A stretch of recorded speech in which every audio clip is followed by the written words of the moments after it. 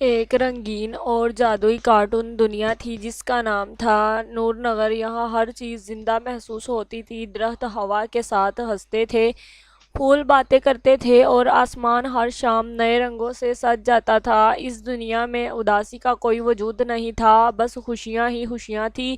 نور نگر کے ایک چھوٹے سے گھر میں نیرو رہتا تھا۔ وہ ایک کارٹون آرٹسٹ تھا، مگر عام آرٹسٹ نہیں تھا۔ اس کے پاس ایک خاص طاقت تھی۔ وہ جو بھی ڈرائنگ بناتا اس میں جان آ جاتی تھی۔ اس کے بنائے ہوئے پرندے اڑتے، جانور دوڑتے اور مناظر حقیقت بن جاتے تھے۔ لیکن اتنی طاقت ہونے کے باوجود نیرو کے دل میں ایک خالی پن تھا۔ اس کے پاس سب کچھ تھا، مگر کوئی ایسا نہیں تھا جس کے ساتھ وہ اپنی خوشیاں بانٹ سکے۔ وہ اکثر سوچتا، کاش کوئی ہو جو مجھے سمجھے۔ ایک رات جب آسمان ستاروں سے بھرا ہوا تھا، نیرو نے ایک فیصلہ کیا۔ اس نے کہا، آج میں ایک ایسی کہانی بناؤں گا جو میری زندگی بدل دے گی۔ اور اس نے ایک لڑکی کی تصویر بنانی شروع کر دی۔ وہ لڑکی بے حد خوبصورت تھی۔ اس کی آنکھوں میں چمک تھی، بال ریشم جیسے نرم اور چہرے پر ایک سکون بھری مسکراہٹ۔ نیرو نے اس کا نام رکھا لینا، جسے کوئی نرم روشنی ہو۔ جیسے ہی نیرو آخری لائن کھینچی، اچانک کمرہ روشن ہو گیا، تصویر چمکنے لگی اور پھر ایک لمحے میں لینا اس کے سامنے کھڑی تھی، سانس لیتی ہوئی، مسکراتی ہوئی۔ نیرو حیرت سے اسے دیکھتا رہ گیا۔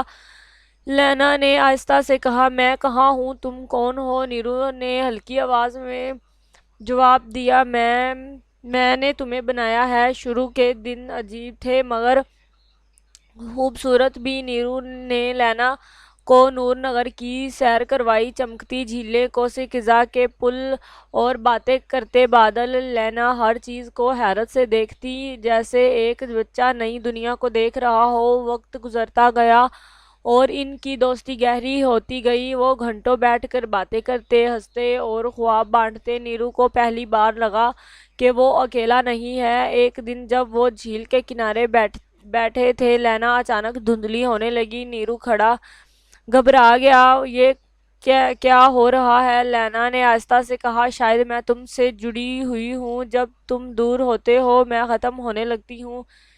یہ سن کر نیرو کا دل ٹوٹ گیا۔ وہ نہیں چاہتا تھا کہ لینا اس پر منحصر رہے۔ وہ چاہتا تھا کہ وہ آزاد ہو، ہمیشہ کے لیے زندہ رہے۔ اس نے پرانی جادوئی کتابیں تلاش کی اور آخر کار اسے ایک راز ملا۔ اس میں لکھا تھا کہ کسی تخلیق کو مستقل زندگی دینے کے لیے تخلیق کار کو اپنی طاقت قربان کرنی پڑتی ہے۔ نیرو ایک مشکل فیصلے کے سامنے کھڑا تھا۔ اگر وہ اپنی طاقت چھوڑ دیتا تو وہ کبھی کچھ تخلیق نہیں کر پاتا، مگر اگر نہ چھوڑتا تو لینا ہمیشہ خطرے میں رہتی۔